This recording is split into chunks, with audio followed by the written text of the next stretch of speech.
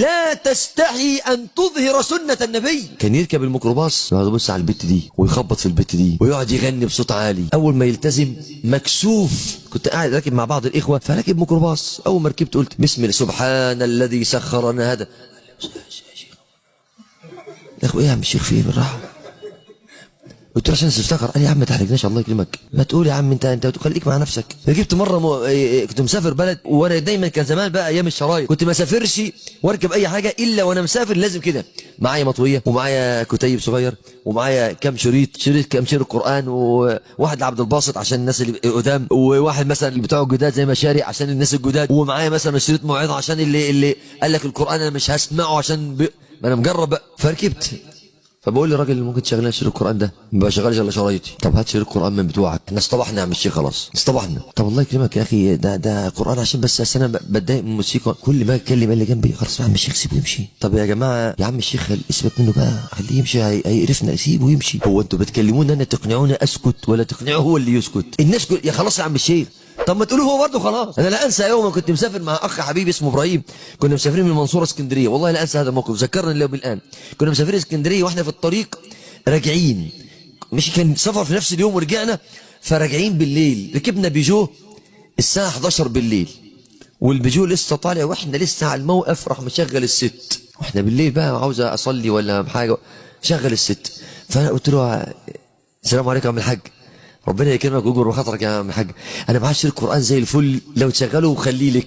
بص يا عم الشيخ انا لو ما شغلتش دي هنام فسيبني براحتي. يا حاج والله ربنا يكرمك انا مش هنام، انا قاعد اصحيبكم واتكلم بس شغل الشريط القران. بقول لك يا عم مش عاجبك انزل. انا يا عم الشيخ بقول لك اهو يا حاج انا زعلتك ما تلفش مش عاجبك انزل كلمه ونص. قلت له خلاص انزل. رحت نازل، نزلت انا والاخ ابراهيم. على ما ركبنا بقى العربيه الثانيه وتطلع ساعه، طول الساعة بقى الأخ ده يلومني. يا عم كان زماننا نمنا، كان زماننا في نص الطريق دلوقتي. يا عم كان شاغل واحنا مالنا بقى لكم دينكم ولي دين. أنت عارف كلمات الناس بقى بالأدلة كمان، بالأدلة. ما أنت لو وقفت تصلي وطولت يعني 5 دقايق 3 4 دقايق زيادة تلاقي في ناس حافظة الأدلة كلها. أفتان يا معاذ، النبي قال يسروا ولا تعسروا، النبي قال اقرأ، حافظ كل الأدلة في التخفيف. مش حافظ مثلا النبي مرة صلى المغرب بسورة الأعراف، لا مش حافظها دي خالص، مش ما يعرفهاش دي. خلينا مع الميسرين. المهم نزلت انا والاخ وقعدنا الساعة وركبنا البيجو ومشينا. والله يا اخوانا والله العظيم واحنا كلنا نايمين والساعة 3 الفجر وصلنا على مدخل المنصورة عند بلد اسمها ميت الكرماء. لقينا السواق بتاعنا وقف، كنا نايمين كلنا، السواق وقف وراح واقف من العربية وركب في جنب ونزل، والناس بقى فاقت من الوقفة، ولقينا السواق قاعد يعيط. بتاعنا في ايه؟ قال العربية البيجو اللي طالعة قبلي واقعين في الترعة وكلهم ميتين تحتهم. الساعة 3 الفجر ويوم برد كلهم ميتين. قلت له الأخ إبراهيم كان زماننا تحت هنا وعمهم، نجانا الله، هذا رأيته بعيني، حدث معي شخصيا. لا تستحي أن تظهر سنة النبي عليه الصلاة والسلام. أنت أيام الفساد كنت تنشر الفساد ولا تستحي.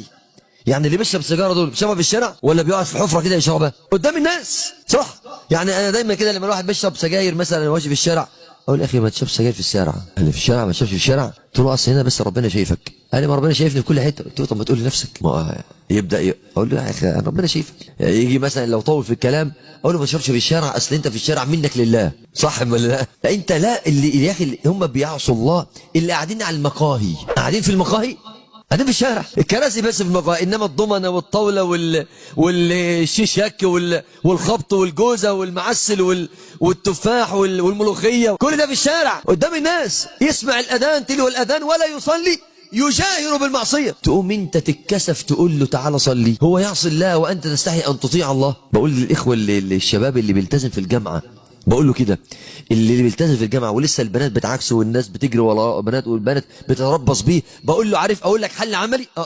اطلع على المسجد اللي في وسط ساحه الكليه، وقف على الباب وقت اذان الظهر، ارفع الاذان. يوم 3 4 اذن، البنات بقى اللي بتوعك دول هيلاقوك بتاذن، الحق ده رامي بقى شيخ. يوم 2 3 تيجي تكلمك لا ايوه ازيك يا رامي، الله يبارك فيك، معلش النبي نهى عليه السلام. ايه انت اتجنيت هذا ولا ايه؟ انت ايه اللي حصل لك؟ زي الاخ محمد اللي كان بيشرب مخدرات بالجمله، ولما سالته انت التزمت ازاي قعد يقول لاصحابي افتكروني كنت بعزمهم على المخدرات، افتكروني ان انا خدت جرعه زايده، فمخي اتلحس ودخلت اصلي في المسجد. او بيقولوا كده الحق محمد ده زار زود في الجرعه شويه مع السنيين في المسجد اهو بقى ارهابي. هم لا يستحيون من معصيه الله جل وعلا ان اظهر دينك، كما قال النبي عن الطائفه المنصوره: لا تزال طائفه من امتي على الحق ظاهرين. يعني ظاهرين مبينين دينهم، ظاهرين لا يضرون من خذلهم ولا من خالفهم حتى يأتي وعد الله وهم على ذلك. افتخر بجمال نبينا، وان دينك خير دين، وان ربك بعته لينا رحمة للعالمين. ادعي انك تبقى جنبه بين صحابه وبين حبايبه، لما تعطش يملى كفه شربة منه الدم سنين.